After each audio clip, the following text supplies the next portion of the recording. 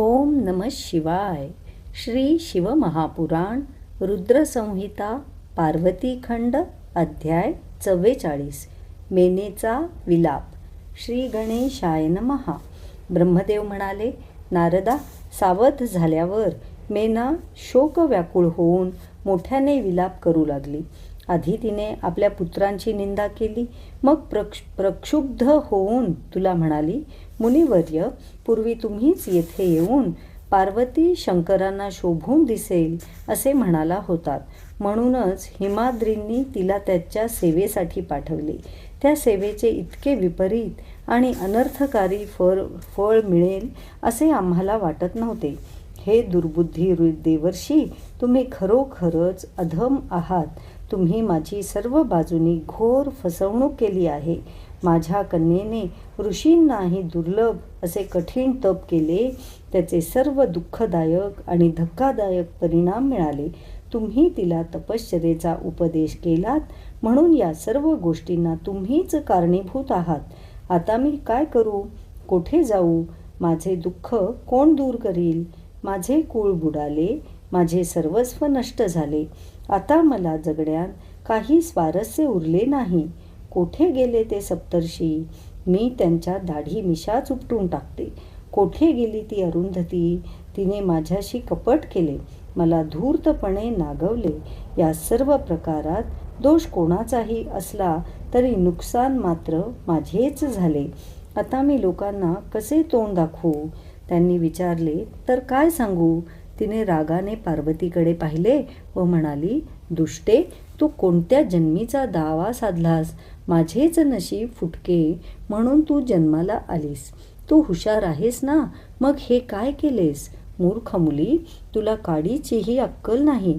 तू चंदन सोडून चिखल घेतलास, सोने देऊन काच विकत घेतलीस, हंसाला सोडून देऊन कावळ्याला पकडलेस, गंगाजल टाकून विहिरीचे पाणी घेतलेस, सूर्याला सोडून काजव्याला धरलेस, तांदूळ फेकून भुसा ठेवलास, साजूक तूप सांडून मेण ग्रहण केलेस, सिंहाचा आश्रय सोडून कोल्ह्याच्या सेवेला गेलीस, ब्रह्मविद्या सोडून कुत्सित गाथा ऐकलीस, घरातील मंगलमय यज्ञविभूती दूर करून अमंगल चिताभस्म पदरी बांधलेस, विष्णू आदी श्रेष्ठ देवांकडे पाठ फिरवून शिवजींसाठी तप केलेस.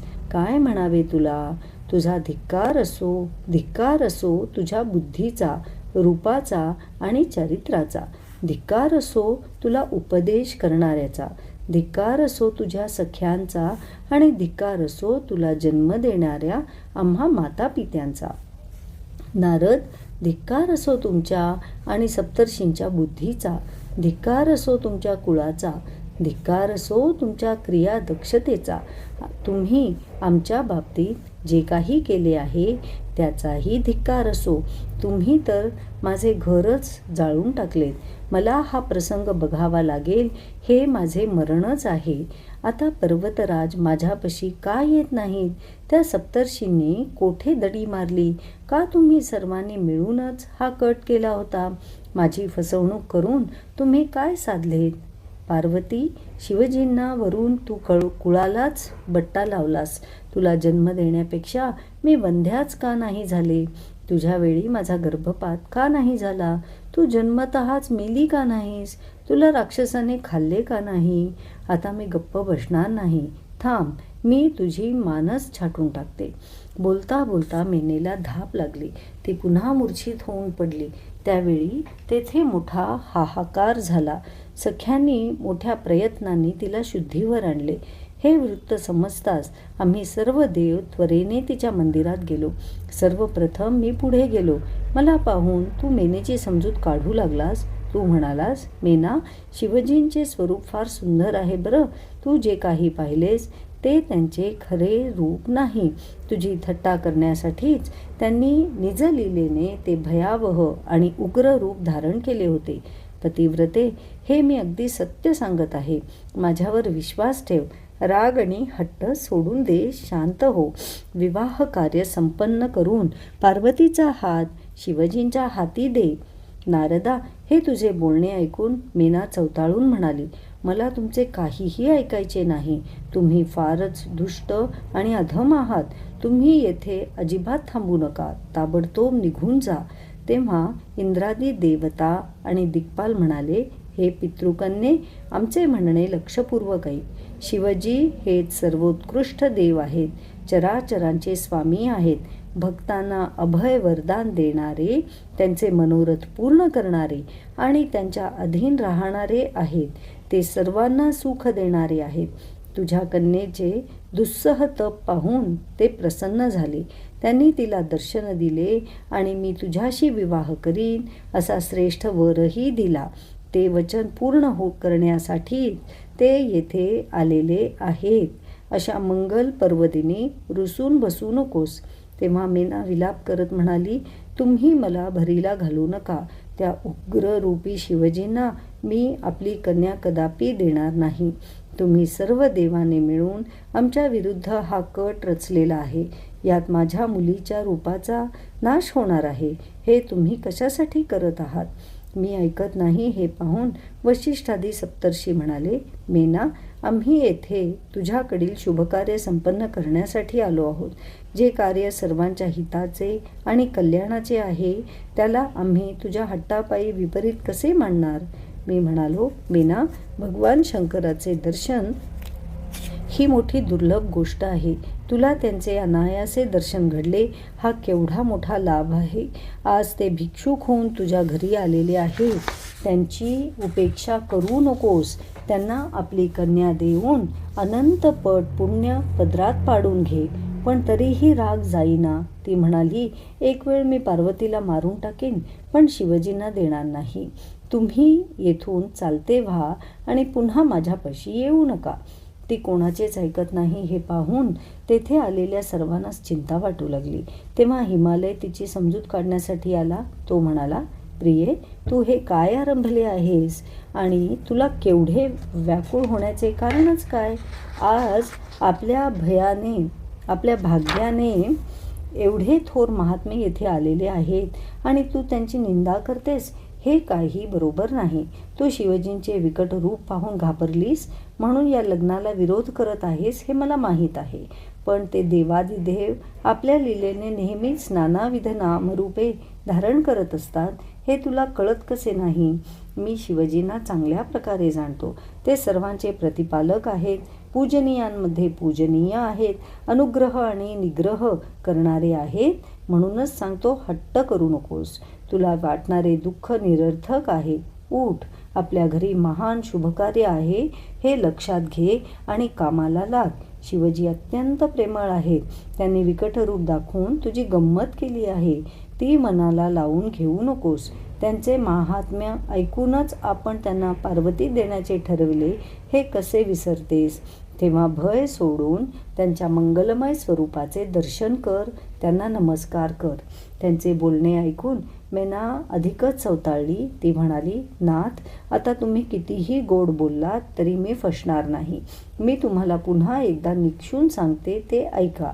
तुम्ही पार्वतीला बांधून तिचा कडेलोट करा किंवा समुद्रात बुडवा, पण तिचा विवाह शिवजींशी करून द्यायचा नाही म्हणजे नाही.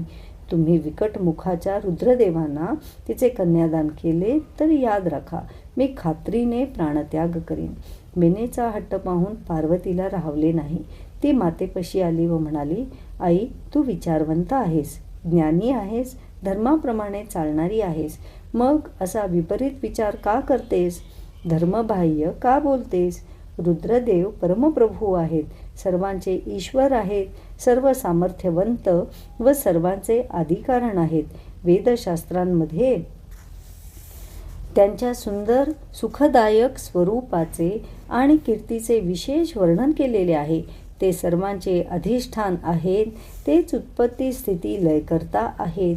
ते निर्विकार आहेत, अविनाशी आणि सनातन आहेत. ब्रह्मा विष्णू ज्यांची सेवा करतात, सर्व देव ज्यांचे दास्य करतात, ते भगवान महादेव आज स्वतः तुझ्या द्वाराशी आलेले आहेत. हे केवढे भाग्य! त्यांच्या रूपाने एवढे महान सौख्य आपल्या घरी आलेले असताना राग धरून अशी विमुख काय बसतेस? उठ, त्यांचे दर्शन घे. त्यांचे स्वागत करून आपले जीवन सफल कर.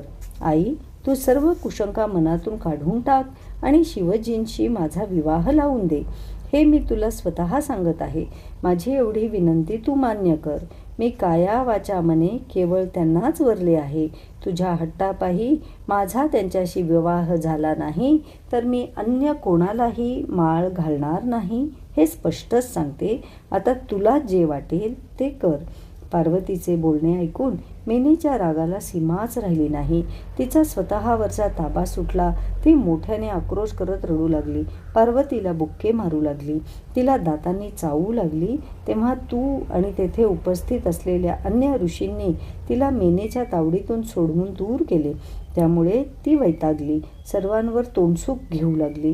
मग स्वतःच्या कपाळावर हात मारून म्हणाली, या पार्वतीने माझे जगणेच असह्य केले आहे. या दुराग्रही मुलीपुढे मी हात टेकले. मी हिचे काय करू? हिला विष देऊन मारून टाकू की विहिरीत ढकलून देऊ? एक वेळ मी प्राणत्याग करीन, पण भयंकर स्वरूप असलेल्या शिवजींना माझी मुलगी कदापि देणार नाही. या दुष्ट मुलीने माझे, पित्याचे आणि संपूर्ण कुळाचेच हासे करून टाकले आहे. ज्याला माता, पिता, भगिनी, बंधू, कुळ, गोत्र, रूप, घर, विद्या, पवित्रता नाही, ज्याला कोणी सहाय्यक नाही, ज्याच्याकडे ऐश्वर्य नाही, चांगले वाहन नाही, ज्याचे स्वरूपही कुश्चिळ, भयकारक व अमंगल आहे, ज्याला पाहून मी स्वतःच दुःखी आणि शोकग्रस्त झाले, अशा वराला माझी सुलक्षणी कन्या मी का म्हणून देऊ? मी असे केले तर मला लोकांना तोंड दाखवायचीही लाज वाटेल. नारदा, मेनेचा क्रोध आणि तिचे रडणे पाहून मीही तिला समजावण्याचा प्रयत्न केला. म्हणालो, मेना, तू सर्वांचे म्हणणे ऐकलेस, आता माझे म्हणणे ऐक. भगवान शंकर हेच जगाचे कर्ता आणि हर्ता आहेत. ते सर्वांना विद्या देतात, अनेक नामे व अनेक रूपे घेऊन एकाच वेळी अनेक लीला करतात. ते स्वतंत्र मायेच्या अधीश्वर, सर्वांचे स्वामी आणि विकल्परहित आहेत. तू त्यांचे स्वरूप लक्षात घे, म्हणजे तुला शोक होणार नाही. अज्ञानामुळे तुझ्या दृष्टीवर जो पडदा पडलेला आहे त्यामुळे तू व्यर्थ चिंता आणि हट्ट करत आहेस. आता तू शांत हो. आपली कन्या रुद्रदेवांना देऊन धन्य हो. त्यावर मीना म्हणाली, भगवन, माझी कन्या कोणाला द्यायची हा माझा व्यक्तिगत प्रश्न आहे. तिला मी शंकरांनाच दिले पाहिजे असा तुमचा हट्ट का आहे? त्यांच्याशी विवाह करून तिचा नाश करण्यापेक्षा तुम्ही तिला मारून का टाकत नाही? हे तिचे प्रखर बोलणे ऐकून मी थक्कच झालो. त्यानंतर सनकादी सिद्धांनाही तिला समजावले, पण ती कोणाचेही ऐकण्याच्या मनस्थितीत नव्हती. ती म्हणाली, तुम्ही सर्वांनी मिळून हे काय चालवले आहे? तुमच्या मनात आहे तरी काय? तुम्ही माझ्या मुलीच्या रूपाचा नाश करण्यासाठी का टपलेले आहात? अशा प्रकारे मीना सर्वांनाच दुरुत्तरे देत होती. तिच्या हट्टाचे वर्तमान कळताच भगवान विष्णू स्वतः तेथे आले. ते म्हणाले, मीना, तू पितरांची कन्या आणि हिमालयांची गुणवान पत्नी म्हणून प्रसिद्ध आहेस. अशा रीतीने तुझा ब्रह्मदेवांच्या कुळाशी थेट संबंध आहे. तू त्रैलोक्यात धन्य आहेस. यापेक्षा अधिक काय सांगू? तू धर्माचा आधार आहेस, तरीही असे धर्मबाह्य वर्तन का करतेस? हे सर्व देव, ऋषी, ब्रह्मदेव आणि मी असे सर्वजण तुला परोपरीने समजावत आहोत. आम्ही तुझे शत्रू आहोत, तुझ्या वाईटावर डोळा ठेवून आहोत असे तुला का वाटते? आम्ही तुझ्याशी खोटं कशाला बोलू? भगवान शिव सगुण आहेत आणि निर्गुणही आहेत. ते कुरूप आहेत तसे सुरूपही आहेत. ते सत्पुरुषांचे आश्रयस्थान आहेत. सर्व विश्व त्यांचीच सेवा करते. त्यांनीच मूल प्रकृती उत्पन्न केली आणि पुरुषोत्तमाला उत्पन्न करून तिच्या शेजारी बसवले. त्या प्रकृती पुरुषापासूनच माझी व ब्रह्माजींची उत्पत्ती झाली. त्यानंतर लोकांच्या कल्याणासाठी ते स्वतः रुद्ररूपाने प्रकट झाले. मग त्यांच्यापासूनच वेद, देव व इतर स्थावर जंगम सृष्टी निर्माण झाली. म्हणून ब्रह्मस्तंभपर्यंत जे काही दृष्टीस पडते ते सर्व शिवरूपच आहे. यात विचार करण्यासारखे काहीही नाही.